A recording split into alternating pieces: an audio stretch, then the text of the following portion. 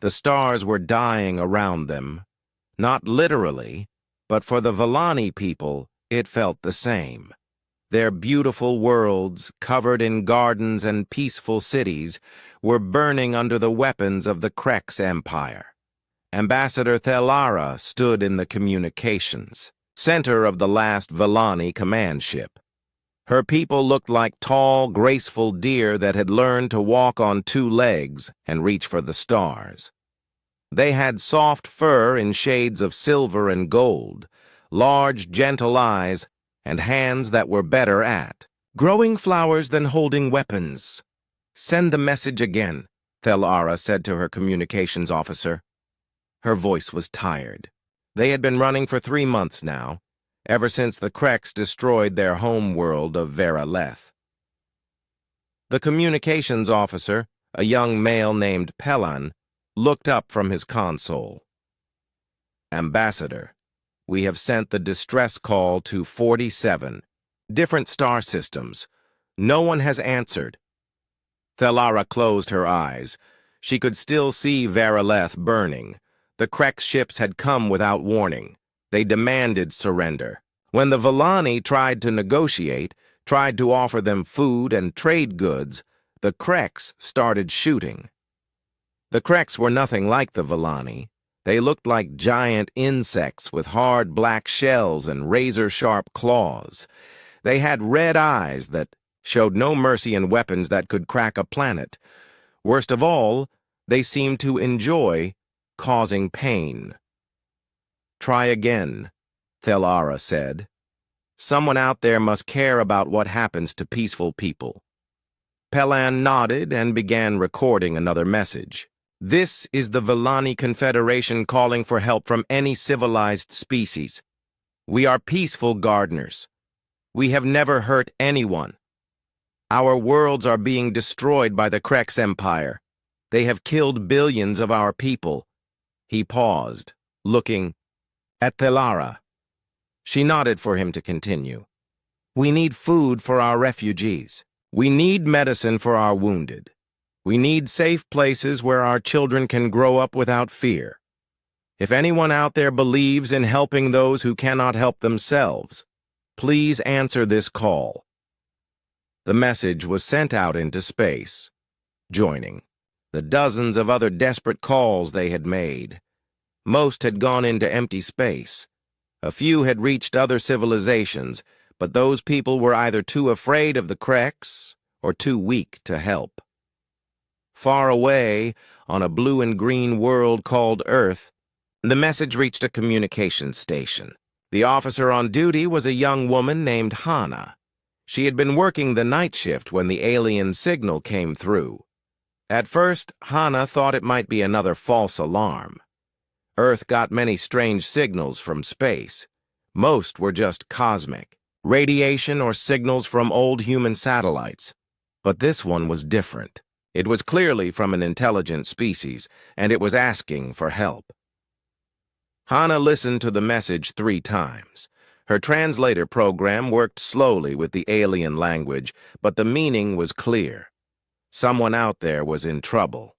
Someone was dying and asking for help. She picked up her phone and called Admiral Taman. It was 3 in the morning, but calls like this could not wait. "Admiral, this is Communications Officer Hana. We have received a distress signal from an alien species. They say they are being attacked by something called the Krex Empire." Admiral Taman had been in charge of Earth's space forces for 20 years. He had fought against the machines in the Great War. He had seen entire human colonies wiped out. He knew what it meant when peaceful people asked for help. "Send me the message," he said. "I will listen to it and decide what to do."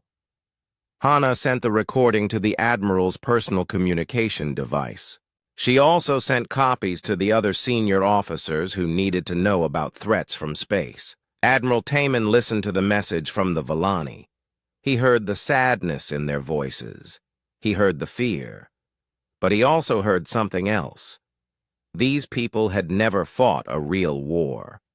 They did not understand what war meant. The Admiral had access to Earth's deep space sensors. He could track ships moving between star systems.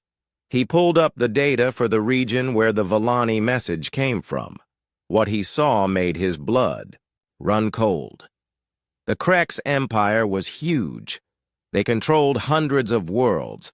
Their ships moved in massive fleets, conquering everything in their path. According to the data, they had destroyed 6 entire civilizations in the past 10 years. But Admiral Taman also saw something the Villani did not know. All of those civilizations had been peaceful.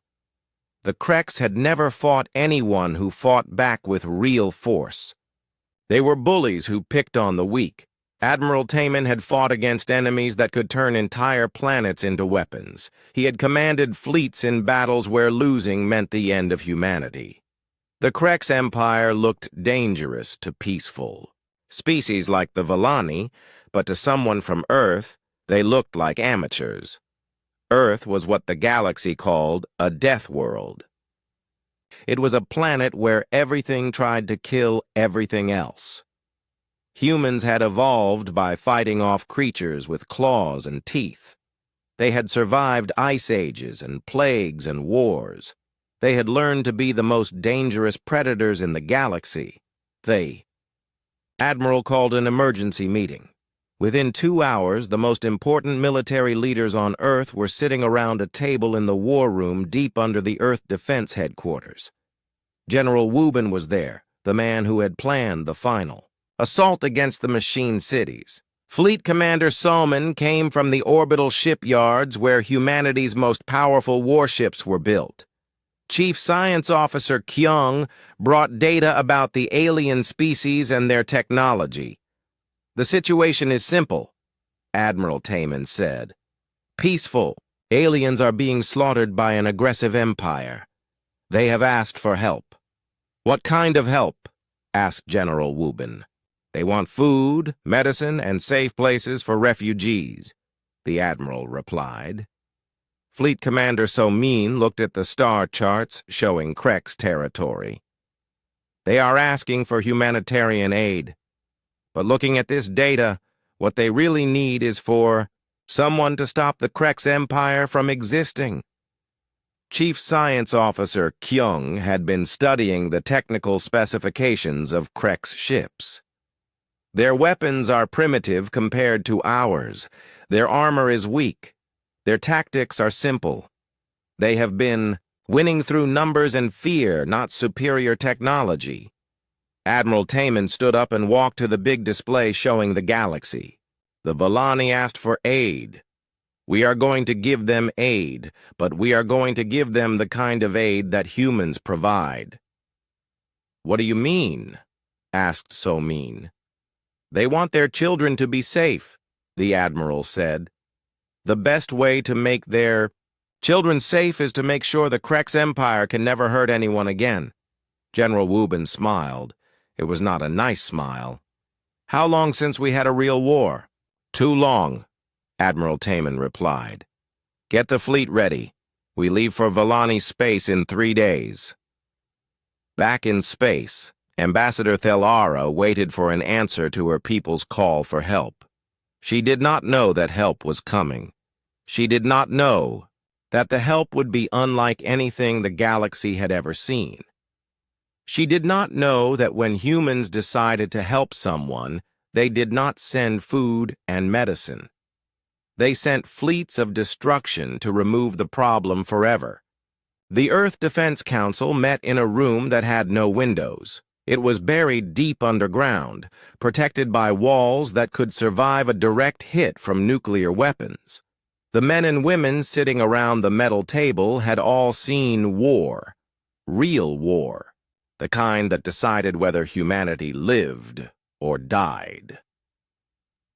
Admiral Taman placed the Villani distress message on the main screen.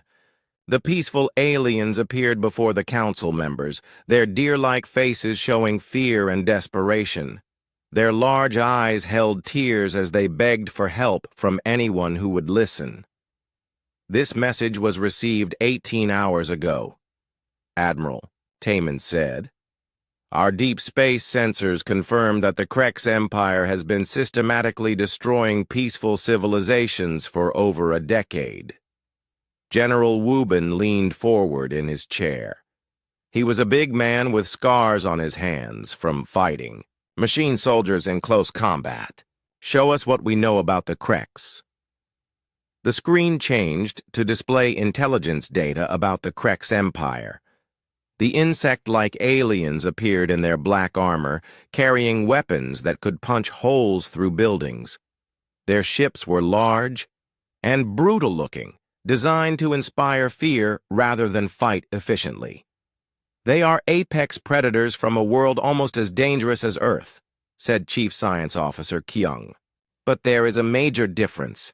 Their world taught them to hunt weak prey. Earth taught us to fight anything. Fleet Commander Somin studied the tactical data.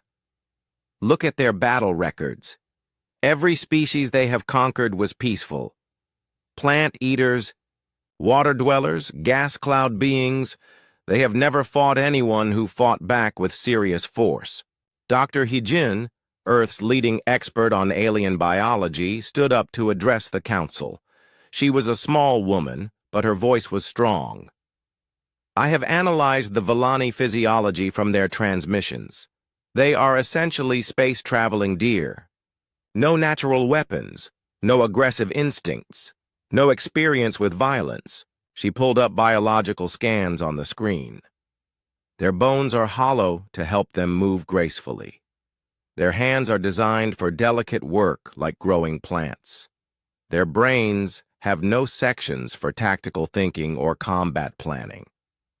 What about the Krex? Asked Admiral Taman. The Krex are predators, but they are ambush hunters, Dr. Hyajin replied. They evolved to attack weak prey from hiding. When they encounter resistance, their instinct is to retreat and look for easier targets. General Wubin laughed, but it was not a happy sound. So they are bullies. They pick on those who cannot fight back. Exactly, said Dr. Hyajin.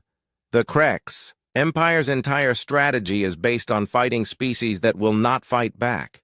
They have weapons and armor, but they are designed for intimidation, not actual combat against equals.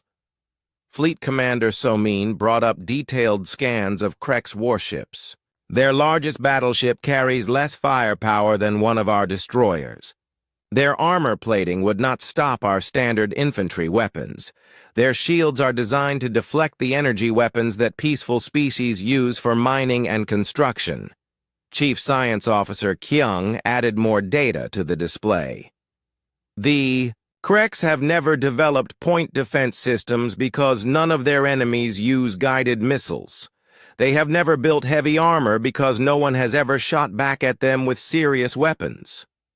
Admiral Taman walked around the table looking at each council member. The Vellani are asking for humanitarian aid. They want food, medicine, and refugee transport. But what do you think they really need? They need someone to kill every Krex in the galaxy, said General Wubin without hesitation. That might be extreme, said Dr. Hyajin, but they definitely need someone to stop the Krex Empire from expanding. These peaceful species cannot defend themselves against even primitive predators. Fleet Commander Somin pulled up a map of human space. Our nearest fleet base is 6 days from Vellani territory at maximum jump speed. We could have a battle group there in a week. What kind of battle group? Asked Admiral Taman. I recommend the 3rd Fleet, Somin replied. Flagship Indomitable under Captain Junho, Carrier Thunderstrike under Captain Minji, and the Siege Destroyer Retribution under Captain Do-hyun, plus support vessels and a full Marine Expeditionary Force. General Wubin nodded his approval. The 3rd Fleet fought in the Titan sector during the Machine War. They know how to fight enemies that think they are unstoppable. Chief Science Officer Kyung brought up technical specifications for human weapons. Our standard kinetic bombardment systems will go through Krex armor like paper. Our plasma cannons will vaporize their ships before they can return fire. What about ground forces? Asked Admiral Taman. Marine Colonel Yuna's regiment is stationed at Luna Base, said General Wubin. They specialize in boarding actions and urban combat. Staff Sergeant Jinwoo leads the Special Operations Team. They have experience fighting in zero-gravity, toxic atmospheres, and against enemies that adapt to conventional weapons. Dr. Heejin looked worried. Are we sure we want to send our most aggressive units? The Villani asked for humanitarian aid, not a military conquest. Admiral Taman turned to her. Doctor, in your professional opinion, what will happen to the Villani if we send them food and medicine but do nothing about the Kreks? The Kreks will kill them all within 6 months, she replied without hesitation. And what will happen to the next peaceful species the Kreks encounter? The same thing. Then our humanitarian aid will be the complete destruction of the Kreks Empire's ability to hurt innocent people, Admiral Taman said firmly. Fleet Commander Soman pulled up deployment schedules. The Third Fleet can be ready to depart in 72 hours. Marine forces can be loaded and equipped in 48 hours. Do it, said Admiral Taman. Send a message to the Villani. Tell them that Earth has received their distress call and that aid is on the way. What should we tell them about what kind of aid? Asked Dr. Hyejin. Admiral Taman smiled. It was the kind of smile that had made machine intelligences retreat to the far edges of the galaxy. Tell them that humans always help those who cannot help themselves. Tell them that we are bringing everything they need to solve their problem. General Wubin stood up from the table. I will coordinate with the Marine commanders. This should be good training for the younger soldiers. They have never fought against organic enemies. Make sure they understand the rules of engagement, said Admiral Taman. We are there to protect the Villani and other peaceful species. Any Kreks who surrender will be taken prisoner. Any Kreks who continue fighting will be eliminated. What about the Kreks civilian population? Asked Dr. Hyejin, Chief Science Officer. Kyung answered before the Admiral could speak. According to our intelligence, the Kreks do not have civilians. Their entire society is built around military conquest. Their children are trained as soldiers from birth. Then we treat them as an enemy military force, said Admiral Taman. We offer them one chance to surrender and withdraw from all conquered territories. If they refuse, we remove their ability to threaten peaceful species. Fleet Commander Soman gathered her files. I will begin fleet preparations immediately. The crews will be excited. It has been too quiet since we finished the machine war. As the council members left the meeting room, Admiral Taman remained behind. He looked at the star map showing the locations of the Villani worlds and the advancing Kreks fleets. Soon, the Kreks would learn what happened when they threatened species, under human protection. The Admiral opened a communication channel to the Third Fleet's flagship. Captain Junho, this is Admiral Taman. Prepare your fleet for immediate deployment. You are going to answer a distress call. What kind of distress call, sir? Came the reply. The kind where we help peaceful aliens by introducing their enemies to the concept of fighting someone who fights back. The orbital shipyards around Earth looked like a metal city floating in space. Massive docks held warships that could crack moons. Construction robots moved like metallic insects, making final repairs and loading weapons. The Third Fleet was preparing for war. Fleet Commander Soman stood in the command center, watching dozens of screens that showed every ship being prepared. She had been in charge of fleet operations for 8 years, ever since the machine war ended. This would be the largest deployment since that final battle. Status report on the Indomitable, she called out to her staff. Flagship is at 95% readiness, replied her aide. Captain Junho reports all weapon systems operational. Kinetic bombardment systems loaded with tungsten rounds. Plasma cannon arrays charged and ready. Soman nodded. The Indomitable was not the largest ship in the human fleet, but it was the most advanced. It had been built to fight enemies that could adapt to any weapon. Its armor could resist attacks that would destroy planets. Its weapons could penetrate any known defense. What about the Thunder Strike? Carrier is ready for launch. Captain Minji has loaded full fighter squadrons. 60 attack fighters, 40 bombers, 20 reconnaissance drones. All pilots are veterans of the Titan Sector campaign. The Thunder Strike was humanity's newest carrier design. It could launch fighters faster than most species could track them. Its fighter pilots had learned their skills fighting against machines that could calculate every possible attack pattern. Fighting organic enemies would seem easy by comparison. And the retribution? Siege destroyer reports ready for combat. Captain Do-Yun has loaded siege torpedoes and planet cracker missiles. He says his ship can reduce a Krex fleet to atoms in 10 minutes. Fleet Commander Soman smiled. The retribution was designed for one purpose: destroying things that were too big and too strong to be destroyed by normal weapons. It had been built to fight machine fortress worlds that covered entire planets. Captain Junho arrived at the command center. He was a tall man with gray hair and eyes that had seen too much war. He had commanded the Indomitable during the final assault on the machine homeworld. Fleet Commander, he said with a salute. The flagship is ready for immediate departure. My crew is eager for action. It has been 2 years since we had a real mission. This should be interesting for them, Soman replied. The enemy thinks they are unstoppable conquerors. They have never met anyone who disagrees. Captain Minji joined them. She was younger than Junho, but she had been flying fighters since she was 16. She had shot down more enemy craft than any other pilot in human space. My fighters are ready, she reported. The pilots have been studying Krex ship designs.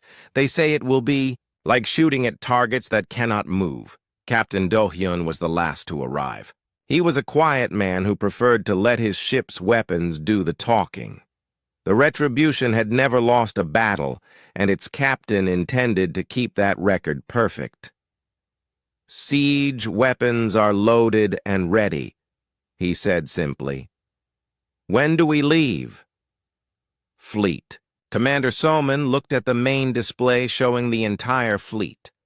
12 warships, supply vessels, transport ships, and support craft. Over 15,000 human soldiers and crew members, all preparing to answer an alien distress call. We leave in 6 hours, she announced. Transit time to Villani space is 4 days at maximum jump speed. Intelligence suggests the Krex are planning a major assault on the remaining Villani worlds. In the Marine staging area, Colonel Yuna was briefing her troops. The Marines looked like soldiers from humanity's worst nightmares. They wore powered armor that could survive in space, underwater, or in the middle of a nuclear explosion. Their weapons could punch through tank armor or cut through solid steel. Listen up, Colonel Yuna called out to her assembled Marines. We are going to help some peaceful aliens who are being attacked by bullies. The bullies are called the Krex. They think they are tough because they have been picking on species that do not fight back. Staff Sergeant Jinwoo raised his hand.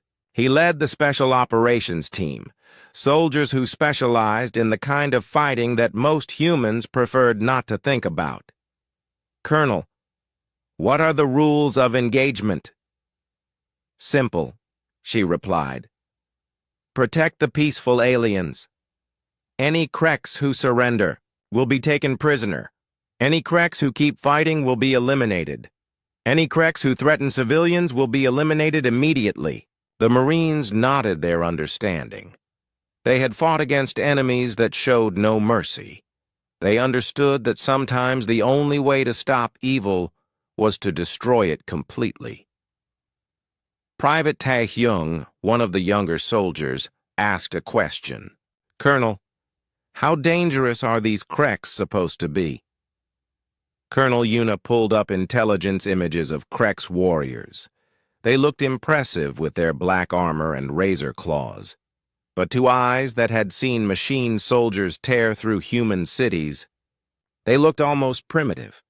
According to intelligence, they are about as dangerous as the training robots we use for basic combat exercises, she said. The main difference is that these ones bleed. The Marines laughed. They had been training against enemies designed to be impossible to defeat. Fighting organic predators would feel like a vacation. In the deep levels of the fleet base, technicians were loading the most advanced weapons humanity had ever created. These were not the simple guns and missiles that most species used. These were weapons designed to fight enemies that could rebuild themselves, adapt to any attack, and turn entire solar systems into weapons. Chief Weapons Technician Dongmin supervised the loading of kinetic bombardment rounds. Each round was a piece of metal the size of a telephone pole, accelerated to a significant percentage of light speed. When they hit a target, the impact would be like a small nuclear weapon. "Load standard rounds in magazines 1 through 5, he ordered his team. "Load armor-piercing rounds in magazine 6 through 10. Load planet crackers in magazine 11. His assistant, Technician Yunji, looked at the planet cracker rounds. Each one could punch through the crust of a world and hit the molten core underneath. "Sir, are we expecting to fight planets?" "No," Dongmin replied. "But if the Kreks have any fortress worlds or space stations, these will go through them like they are made of paper." In the intelligence section, analysts were studying every piece of information about the Kreks Empire. They wanted to understand how the enemy thought, how they fought, and what they feared. Lieutenant Seojin had been analyzing Kreks battle tactics for the past 2 days. What she found was almost disappointing. "Their entire strategy is based on intimidation," she reported to her superior. "They show up with large fleets, demand surrender, and then attack if the enemy resists. They have never developed tactics for fighting against opponents who shoot back effectively." Commander Ara, the intelligence chief, studied the data. "What about their technology?" "Primitive by our standards. Their fastest ships are slower than our cargo vessels. Their strongest weapons would barely scratch our lightest armor. Their best sensors could not track our fighters even if we painted them bright red." "So this will be a short war?" "It will not be a war at all," Lieutenant Seojin replied. "It will be an extermination. The only question is whether any Kreks survive to surrender." As the final preparations were completed, Admiral Taman arrived to inspect the fleet.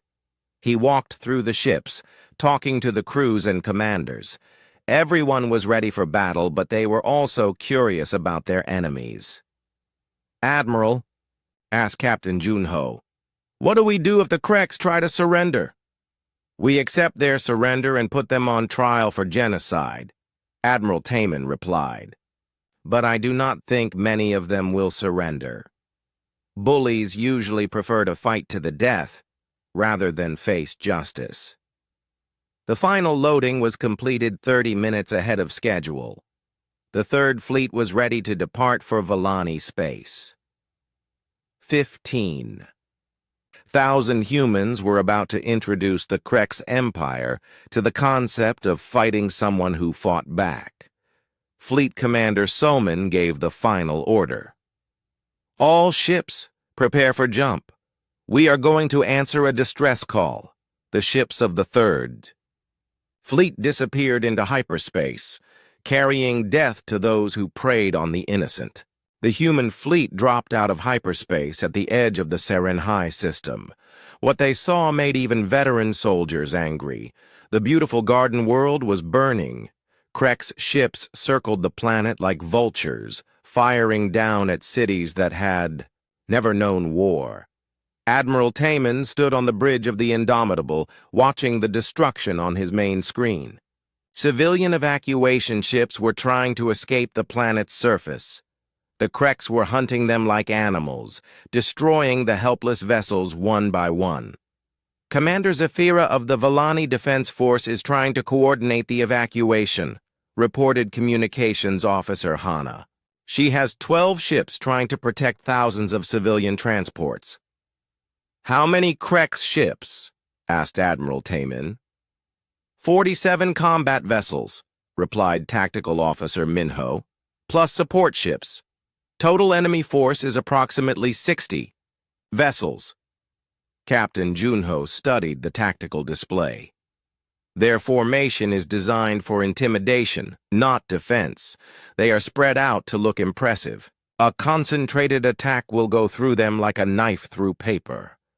The Kreks had noticed the arriving human fleet. War Commander Vex Thanor, leader of the Kreks assault force, opened a communication channel. His insect-like face appeared on the main screen, mandibles clicking with amusement. "Unknown vessels," he said in a voice like grinding metal. "You have entered Kreks territory.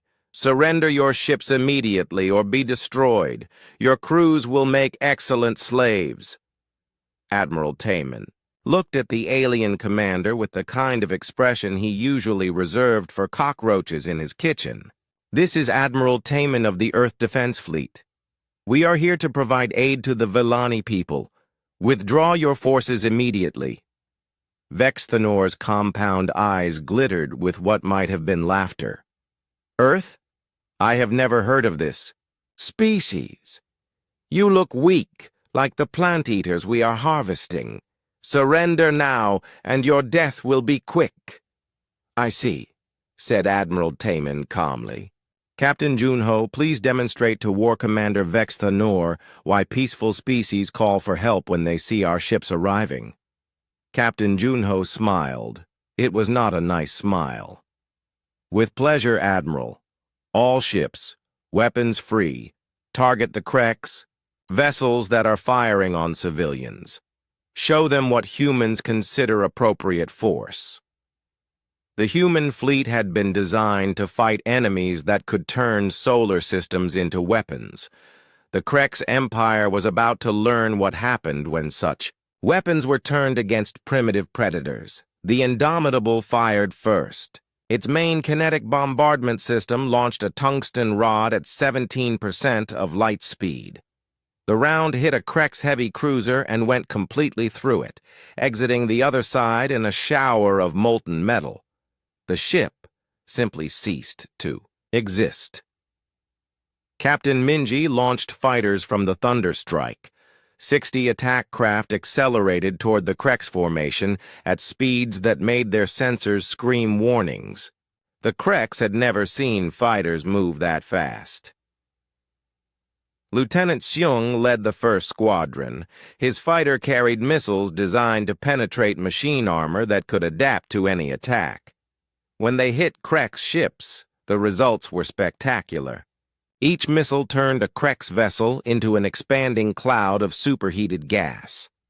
Captain Do-hyun's Retribution opened fire with its siege weapons. These were guns designed to crack fortress worlds that had been turned into weapons platforms. When they hit Kreks ships, the targets simply vaporized. The Kreks formation, which had been confidently hunting helpless civilians moments before, was being systematically annihilated. Ships that had terrorized peaceful species for years were disappearing faster than their commanders could count. War Commander Vex Thanor watched his fleet being destroyed and felt something he had never experienced before: fear. "What are these weapons? How are they destroying our ships so easily?" On the Vellani command ship, Commander Zephyra watched the battle with growing amazement. The peaceful, deer-like alien had seen her people's desperate calls for aid, answered by something beyond her understanding. "Veltar," she called to her sensor operator. "What are we seeing?" "Commander, the human ships are destroying Krex vessels faster than we can track," replied the young male. "Their weapons are unlike anything in our databases. The energy readings are impossible." Commander Zephyra opened a communication channel to the human flagship. "Admiral Taman, this is Commander Zephyra of the Valani Defense Force. We called for humanitarian aid. We asked for food and medicine." Admiral Taman's face appeared on her screen. He looked like a predator, but his eyes were kind. "Commander Zephyra, you called for aid. We are providing aid. The best aid we can give you is making sure the Krex can never hurt your people again." Another group of Krex ships tried to escape the system. Captain Minji's fighters intercepted them at the hyperspace jump point. Flight leader Yunbi led her squadron in a perfect attack formation, destroying 6 Krex vessels in 30 seconds. The remaining Krex ships were in complete panic. They had never fought an enemy that could fight back effectively.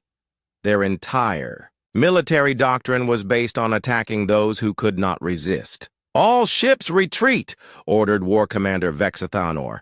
"Fall back to the rally point." But the human fleet was not interested in letting genocidal murderers escape. Admiral Taman had studied the intelligence reports about Krex conquests. These aliens had killed billions of innocent people. "Pursue and destroy," he ordered. "Do not let any Krex vessel escape this system." Staff Sergeant Jinwoo's Special Operations team had boarded a disabled Krex ship to gather intelligence. What they found inside confirmed every horrible thing in the reports. The ship's computers contained records of planets burned, populations enslaved, and children used as target practice. "Colonel Yuna," Jinwoo reported over the radio, "the intelligence data was understated. These things are worse than we thought. They keep trophies from their victims." Colonel Yuna's voice came back filled with cold anger. "Understood, Sergeant. Continue intelligence gathering. Make sure none of them escape." The battle lasted exactly 4 minutes and 17 seconds. When it was over, the Krex assault force had been completely destroyed. 60 ships that had been terrorizing innocent civilians were now debris floating in space. Commander Zephyra's sensors could barely believe what they were showing. "Admiral Taman, our sensors indicate that all Krex vessels in this system have been destroyed." "Confirmed," Admiral Taman replied calmly. "Your people are safe to continue evacuation operations. We will provide escort to any system you choose." On the Valani command ship, the crew looked at each other with a mixture of gratitude and growing worry. They had called for rescue ships to help them escape. Instead, they had received something that could destroy entire fleets in minutes. Commander Zephyra thought about the message her people had sent asking for food and medicine. These humans had brought neither.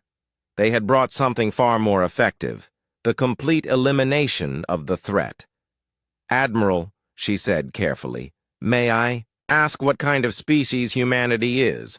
Admiral Taman considered the question. "We are the kind of species that evolved on a world where everything tried to kill us. We learned to be very good at making sure threats do not continue to exist." Dr. Nari, the Valani chief researcher, was studying the sensor data from the battle. The readings made no sense. The human weapons produced energy signatures that should have been impossible for ships that small. "Commander," she said to Zephyra, "these humans just destroyed a Krex fleet with weapons more powerful than anything we have ever seen. And they did it to help us." Commander Zephyra nodded slowly. "The question is, Dr. Nari, What do we do when beings that powerful decide to help us? And what happens if they decide to stop helping? Admiral Taman was thinking about the same question. The Villani seemed like genuinely peaceful people who needed protection, but the galaxy was full of predators, like the Kreks.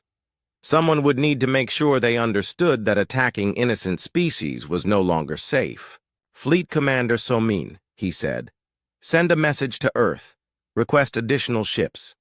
I think we are going to need to have a longer conversation with the Kreks Empire." The Villani evacuation continued under human protection, but everyone involved was beginning to understand that this was not going to be a simple rescue mission. The humans had not come to help refugees escape. They had come to solve the problem permanently. Commander Zafira had lived for 200 years, which was young for a Villani. In all that time, she had never seen anything die violently. Her people were gardeners and artists. They grew beautiful plants and created music that could make anyone feel peaceful.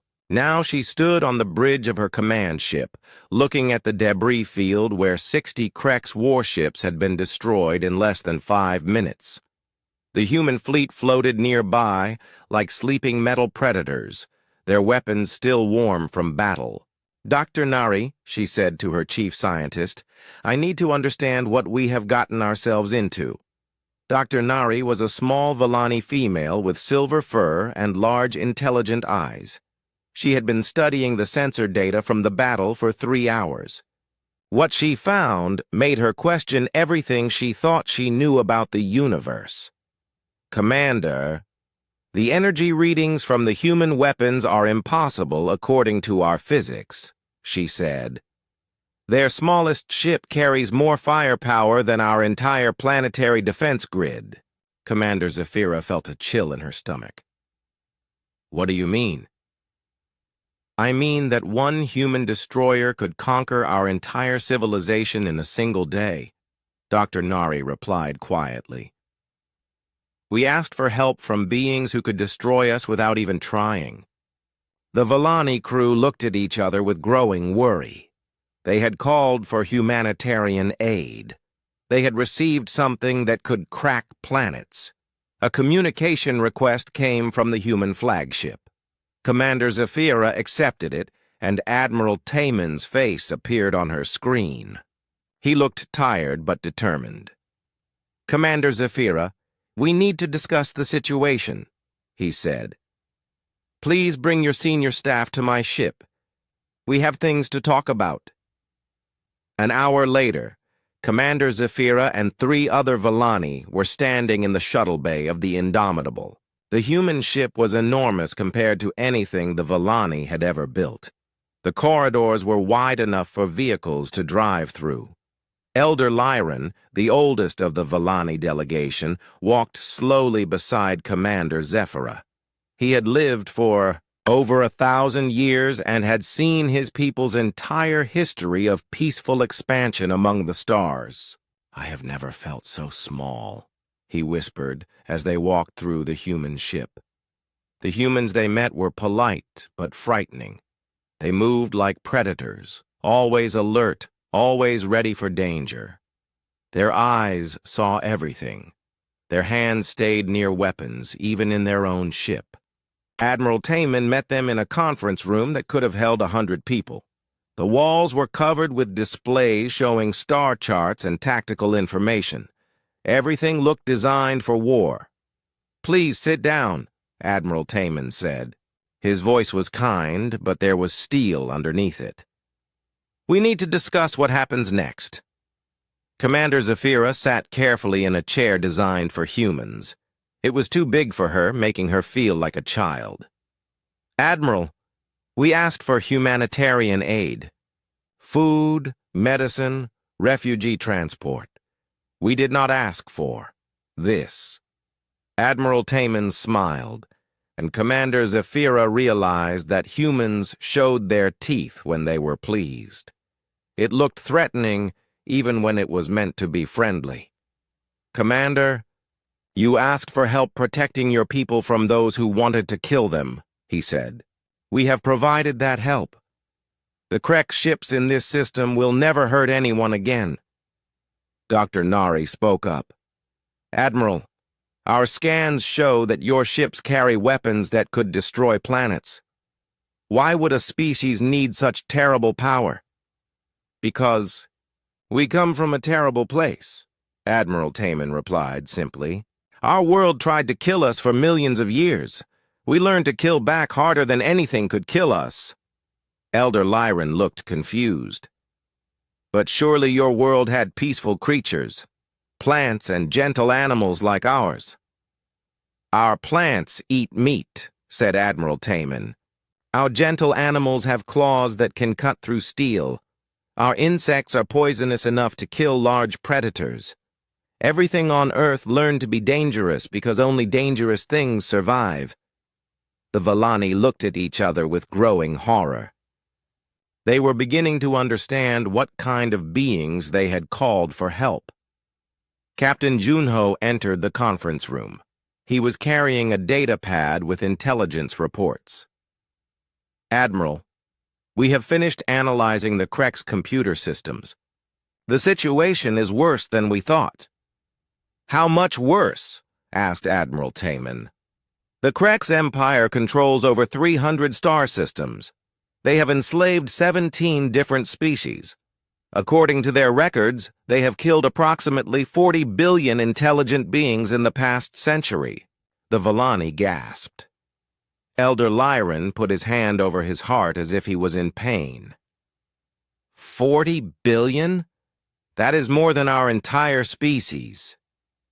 Captain Junho continued reading from the data pad. They keep detailed records of their conquests.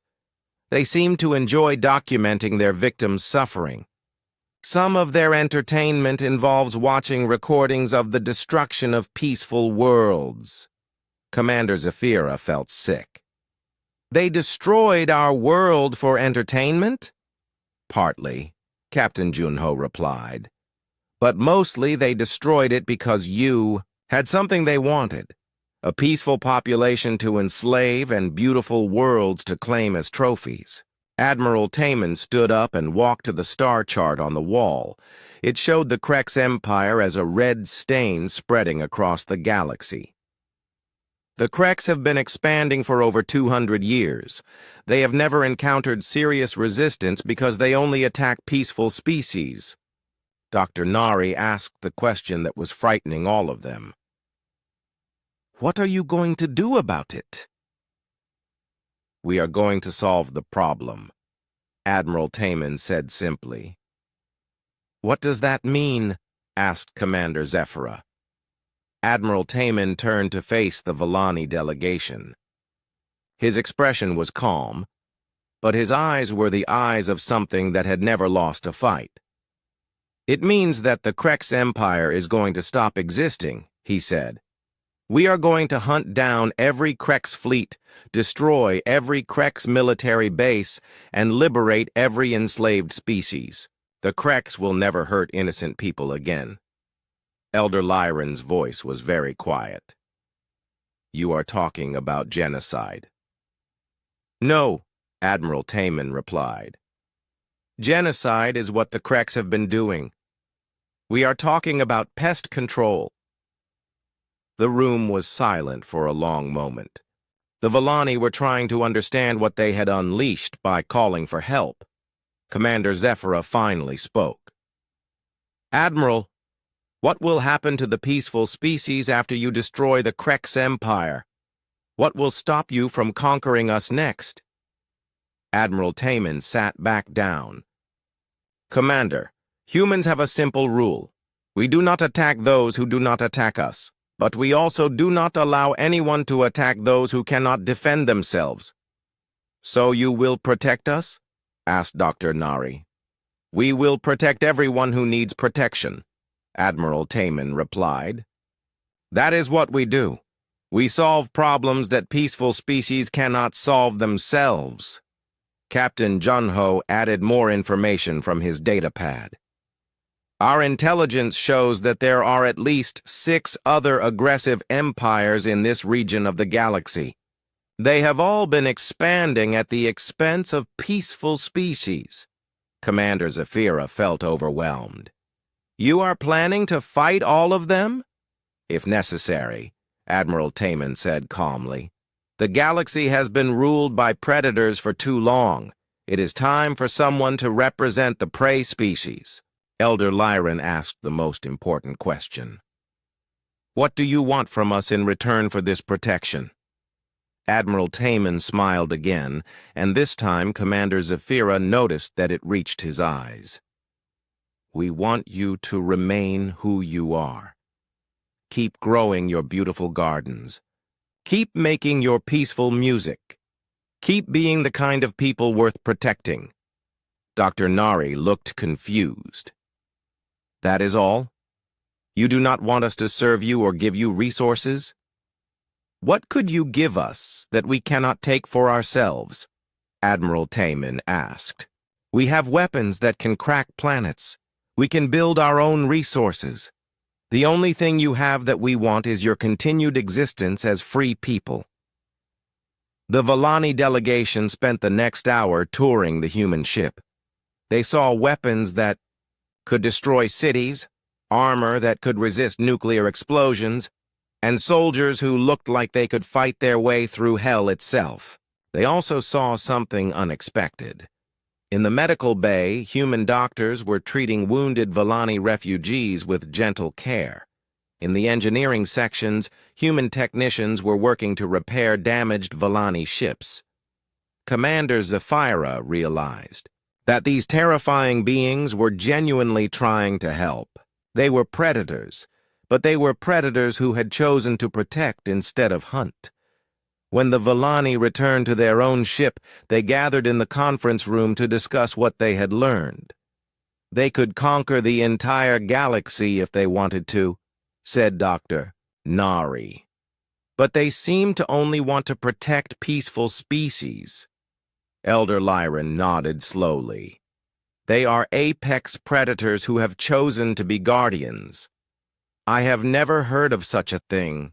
Commander Zafira looked out at the human fleet floating in space nearby. The question is whether we can trust them to remain guardians and not become conquerors. Do we have a choice? Asked Dr. Nari. No, Commander Zafira replied. But perhaps that is not as bad as it seems. At least these predators kill the right people. High Admiral Thakmor of the Krex Empire had never lost a battle. In 300 years of military service, he had conquered 47 star systems and enslaved 9 species. He was the terror of the galaxy, the sword of the Krex Empire. Now, he stood in the command center of his flagship, the Devastator, staring at a report that made no sense. An entire assault fleet had been destroyed in the Sarenhai system. 60 ships, gone without a trace. War Commander Vexthanor was leading that assault, said his aide, a younger Krex officer named Zektar. He had never been defeated before. High Admiral Thakmor's compound eyes glittered with anger. The report says they were destroyed by unknown aliens called humans. What do we know about this species? Nothing, High Admiral. They are not in our databases. Intelligence suggests they come from a region of space we have never explored. Thakmor clicked his mandibles in thought. In over 2 centuries of conquest, the Krex had never encountered a species that could resist them effectively. Most civilizations surrendered after seeing a few demonstration attacks. Those that resisted were quickly crushed. Perhaps the Vallani found allies, he said. It does not matter. Gather the Grand Armada. We will show these humans what happens when they interfere. With Krex expansion, the Grand Armada was the largest military force the Krex Empire had ever assembled. 500 ships, including 50 heavy battleships and 200 attack cruisers. It had never been defeated because it had never needed to fight a real battle. Admiral Taman received word of the approaching Krex fleet from his deep space sensors. He was standing in the command center of the Indomitable, studying the tactical display with his senior officers. 500 ships, reported Captain Junho. They will arrive in 6 hours at their current speed. Captain Minji looked at the numbers. That is a lot of ships, even for us. Should we call for reinforcements? Admiral Taman studied the tactical data. No. 500 primitive ships are still just 500 primitive ships. Captain Minji, how many fighters can you launch? 60 attack fighters, 40 bombers, 20 reconnaissance drones. Captain Do-yun, how many siege torpedoes do you have? 40 planet crackers, 80 bunker busters, 120 standard high explosive. Admiral Taman nodded. More than enough. We will let them come to us. When they see what happens to their grand fleet, the rest of the Krex Empire will understand that their expansion has ended. The human fleet moved to defensive positions around the Villani evacuation convoy. Admiral Taman had no intention of running from the fight. He wanted the Krex to understand exactly what they were facing. Commander Zafira watched the preparations from her command ship. The humans were getting ready for battle against odds of nearly 50-1, and they seemed completely confident. "Dr. Nari," she said, "are they insane, or do they know something we do not?" Dr. Nari was studying the energy readings from the human ships. "Commander, their ships are powering up weapon systems I did not know existed. Whatever they are planning, it will be spectacular." The Krex Grand Armada dropped out of hyperspace in perfect formation. 500 black ships spread across space like a metal storm cloud. High Admiral Thakmor had positioned his forces to surround the much smaller human fleet. "Unknown vessels," came the transmission from the Krex flagship. "You are completely outnumbered. Surrender immediately and we will make your deaths quick." Admiral Taman opened a return channel. "Hi, Admiral Thakmor. This is Admiral Taman of the Earth Defense Fleet. You are ordered to withdraw immediately and cease all aggressive actions against peaceful species." Thakmor's insect-like face appeared on the screen. "You are outnumbered. 500-12. Your arrogance will be your doom." "Hi, Admiral," Admiral Taman replied calmly. "You are about to learn the difference between quantity and quality." The battle began when Captain Minji launched her fighters. 60 human attack craft accelerated toward the Krex formation at speeds that made their targeting computers scream warnings. Lieutenant Sung led the first squadron in a direct assault on the Krex left flank. His fighters carried missiles designed to penetrate adaptive machine armor. When they hit Krex ships, the results were devastating. Flight leader Yunbi took her squadron against the center of the Krex formation. Her pilots had trained against enemies that could predict every possible attack. Fighting against organic pilots felt like fighting in slow motion. The Krex fleet tried to respond with their own fighters, but their small craft were primitive compared to human technology. Where human fighters used advanced targeting systems and guided missiles, the Krex relied on simple energy weapons and basic piloting. Captain Do-yun opened fire with the siege weapons on the Retribution. His planet cracker torpedoes were designed to destroy fortified worlds. When they hit Krex battleships, the massive vessels simply ceased to exist. High Admiral Thakmor watched his fleet being systematically destroyed and felt something he had never experienced: desperation. "All ships, concentrate fire on the human flagship. Destroy their command vessel." 200 Krex ships focused their weapons on the Indomitable. The combined firepower was enough to melt mountains. It barely scratched the human ship's shields. "Captain." Juno returned fire with the flagship's main weapons. Kinetic bombardment rounds traveled at 17% of light speed, going through Krex armor like it was made of paper. Each shot destroyed multiple enemy vessels.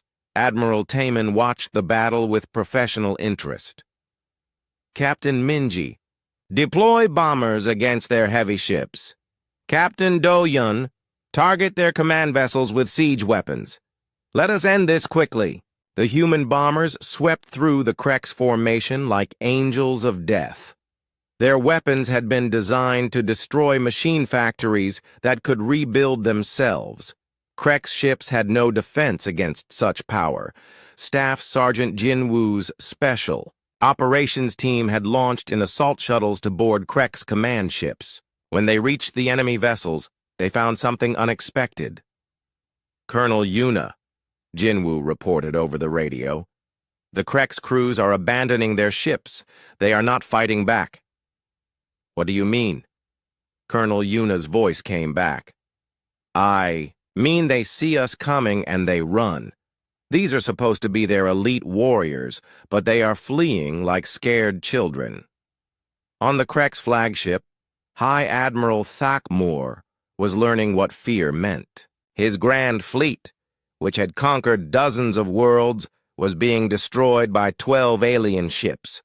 More than half his vessels were already gone.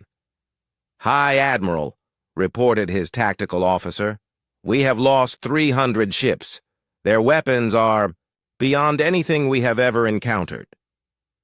Thakmor made a decision that no Krex commander had ever made before.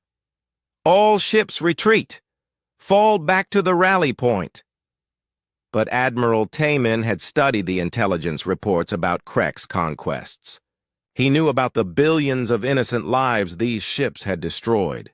He had no intention of letting genocidal murderers escape. All ships pursue and destroy, he ordered. Do not let any Krex vessel escape this system. The human fleet chased the fleeing Krex ships through the system. It was not a battle anymore. It was an execution.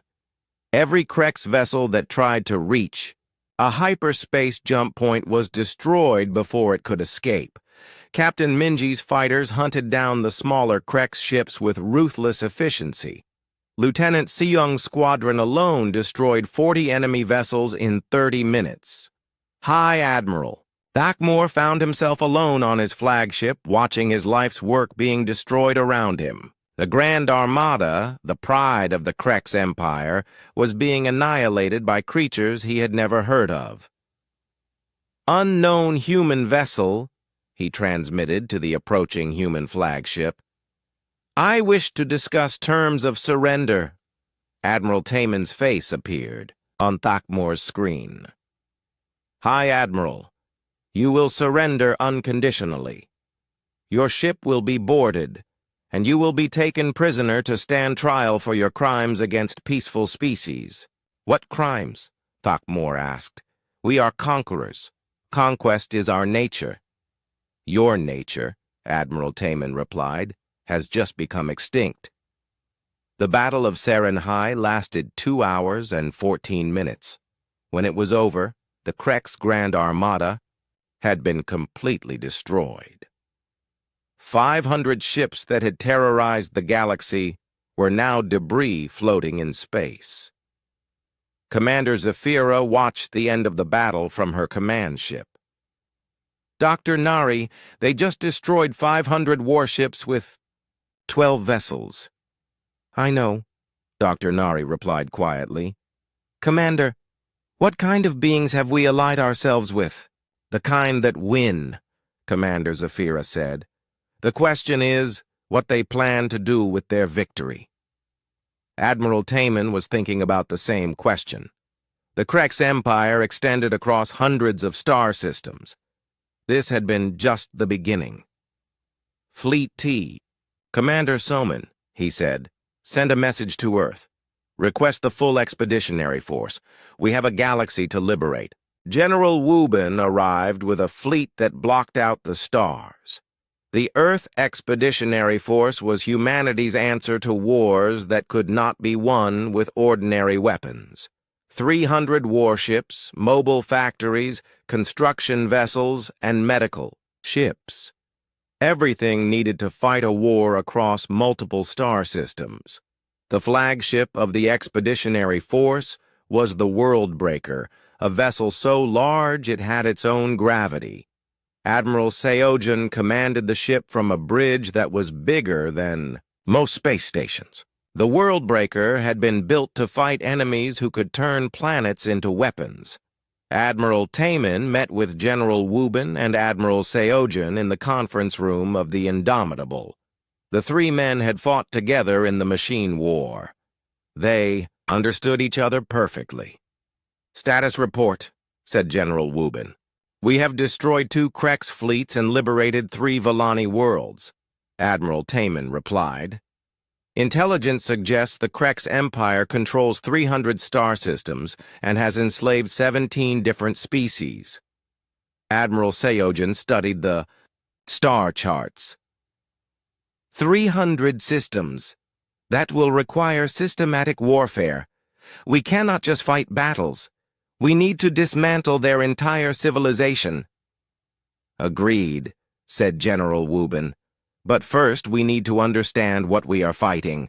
What do we know about the enslaved species?" Dr. Kyung had arrived with the expeditionary force. She brought with her the most advanced xenobiological research equipment humanity had ever built.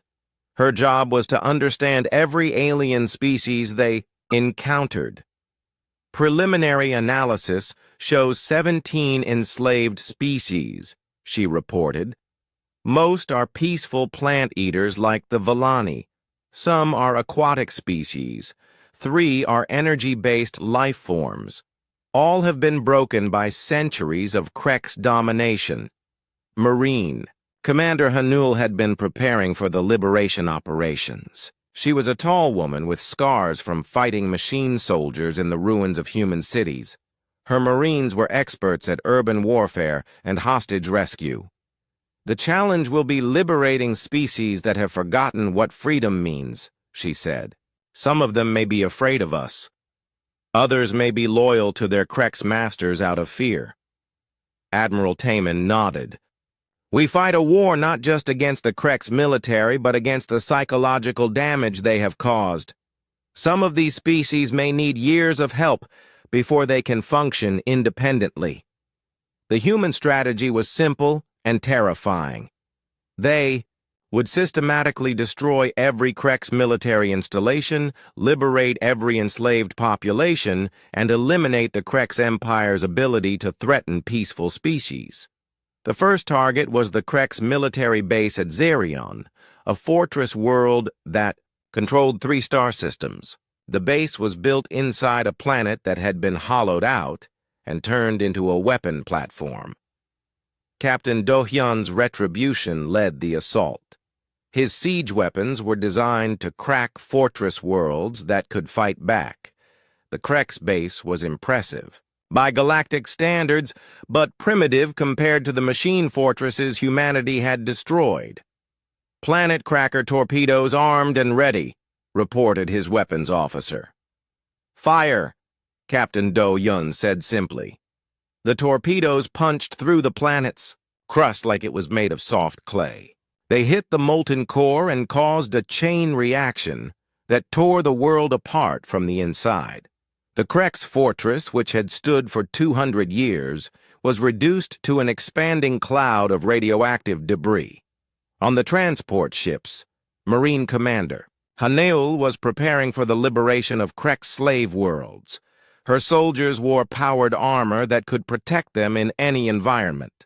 Their weapons were designed to fight enemies in zero-gravity, toxic atmospheres, and close quarters.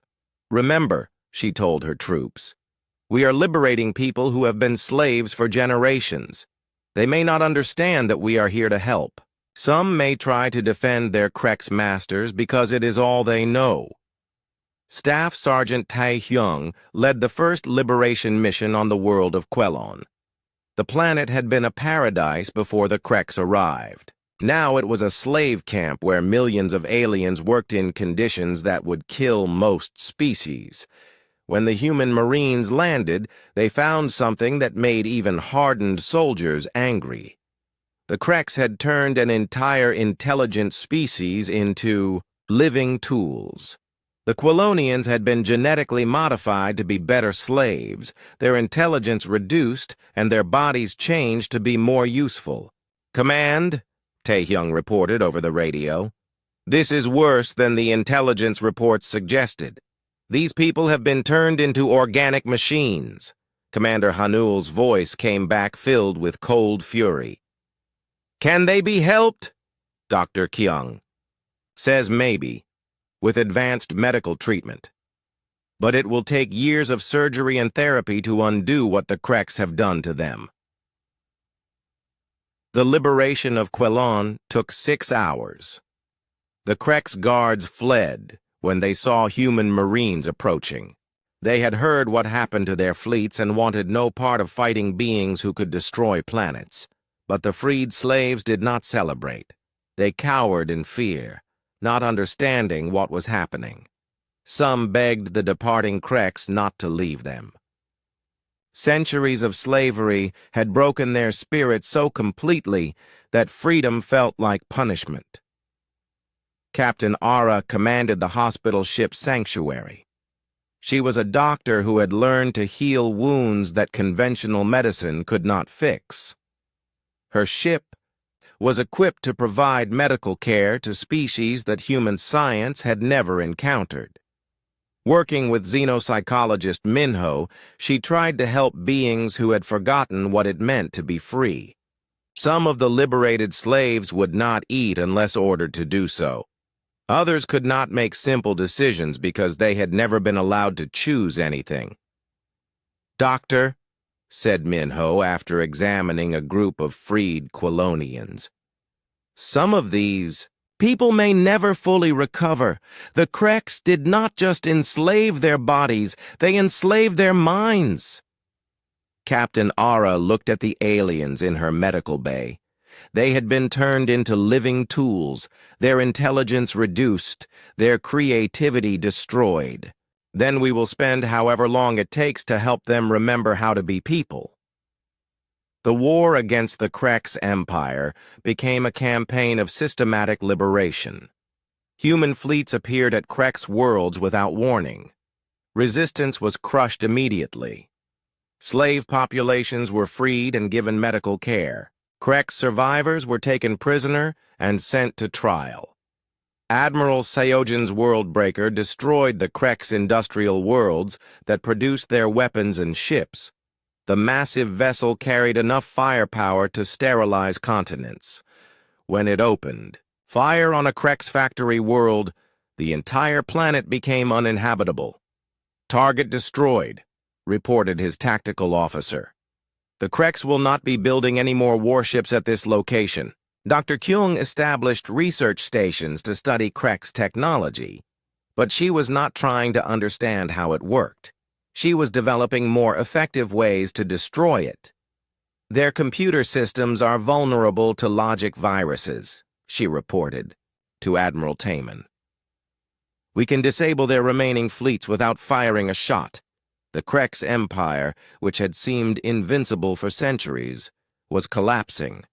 Their fleets were destroyed, their worlds were liberated, and their military infrastructure was being systematically dismantled. The surviving Kreks leaders tried to negotiate a peace treaty. They offered to withdraw from conquered territories and pay reparations to their victims. Admiral Taman's response was simple: unconditional surrender. All Kreks military forces will be disbanded. All Kreks worlds will be placed under human supervision. All Kreks leaders will stand trial for crimes against peaceful species. Some Kreks chose to fight to the death rather than surrender. Others tried to flee to distant parts of the galaxy. But the human fleet was faster and more determined. Every Kreks ship was hunted down and destroyed or captured. The war lasted 3 months. At the end, the Kreks Empire no longer existed. Their military was destroyed, their leaders were prisoners, and their enslaved populations were free. But freedom was not enough. The liberated species needed help learning how to live without masters. Some had been slaves for so long that they had forgotten their own languages and cultures. Ambassador Hana worked with representatives from the freed species to establish new governments. It was slow work. Many of the former slaves were too damaged to participate in decision-making. "Admiral," she reported to Admiral Taman, "some of these species may need decades of guidance before they can function independently." Admiral Taman studied reports from across the former Krex Empire. Billions of beings had been freed from slavery, but many of them did not know how to be free. "Then we will stay until they are ready," he said. "That is what protectors do." General Wubin was already planning the next phase of operations. Intelligence reports showed other aggressive empires in the galaxy, all of them expanding at the expense of peaceful species. "Admiral," he said, "the Krex were not the only predators in this region of space. There are at least 6 other empires that operate the same way." Admiral Taman looked at the star charts showing the locations of the other aggressive civilizations. "Then we have more work to do." The galaxy was about to learn that humanity took the protection of innocent species very seriously. When humans decided to solve a problem, they solved it completely. 3 months after the Villani had sent their desperate call for help, the galaxy was a different place. The Krex Empire was gone, not defeated, not reduced, but completely erased from existence. Their worlds were either liberated, evacuated, or turned into memorial sites for their victims. Admiral Taman stood on the observation deck of the Indomitable, looking out at the former Krex homeworld. The planet was now a garden memorial tended by volunteers from the species the Krex had enslaved. It was a fitting end for a world that had spread nothing but death. The surviving Krex had been relocated to 3 reservation worlds under constant human supervision. Their claws had been removed, their weapons destroyed, and their ability to build starships eliminated forever. They would live, but they would never again threaten innocent people. Ambassador Hana had been working with representatives from 57 different species to establish the Galactic Protection Protocols. The meeting was being held on a space station that had been built from the remains of Krex warships. "The terms are simple," she announced to the assembled alien delegates. "Any peaceful species that requests protection will receive it. Any aggressive species that threatens peaceful worlds will be eliminated." Commander Zephyra of the Villani was the first to sign the agreement. Her people had become humanity's strongest allies, serving as intermediaries between the humans and other peaceful species. "Earth has proven that it can destroy any threat to innocent people," she said to the assembled delegates. "But more importantly, they have proven that they only destroy those who deserve it." Elder Lyron, now serving as the Villani's chief ambassador, had spent the past months learning about human culture. What he discovered was both terrifying and reassuring. "Humans are apex predators," he explained to a group of nervous herbivore species. "But they are apex predators who have chosen to hunt other predators instead of prey.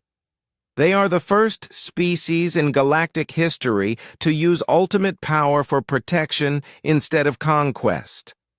Dr. Nari had become the head of the new Galactic Science Council. Her job was to study the technology and weapons that humans were willing to share with peaceful species. It was not much, but it was enough for basic defense. "They have given us shields that can stop most weapons," she reported. "Energy sources that can power our cities for centuries. Medical technology that can cure diseases we thought were impossible to treat, but they have not given us weapons of mass destruction." "Why not?" asked a delegate from the aquatic Meridian species. "Because we do not need them," Dr. Nari replied. "If someone threatens us, we call Earth. The humans will handle it." The humans had established monitoring stations throughout the galaxy. These were not military bases, but early warning systems. If any aggressive species tried to attack peaceful worlds, Earth would know about it immediately. Captain Minji commanded one of the monitoring stations in the former Krex territory. Her fighters patrolled the space lanes looking for threats to the liberated species. It was quiet work, but important. Patrol 7 to base, came a transmission from Lieutenant Seung. We have detected ships of unknown configuration entering. Sector 12. Captain Minji checked her tactical display. The ships looked like they belonged to the Hive Collective, another aggressive empire that had been expanding into former Krex space. Lieutenant Sung, broadcast a warning message to the unknown vessels. Tell them they are entering protected space. The Hive ships ignored the warning and continued toward a world inhabited by former Krex slaves. Captain Minji made a decision that had become routine for human commanders. All fighters, weapons free. Eliminate the intruders. The battle lasted 4 minutes. The Hive ships were destroyed before they could attack the peaceful world below. Captain Minji filed a brief report and returned to routine patrol duties. News of the engagement reached Earth within hours. Admiral Taman read the report and made a note to send a diplomatic message to the Hive Collective's homeworld. The message was simple.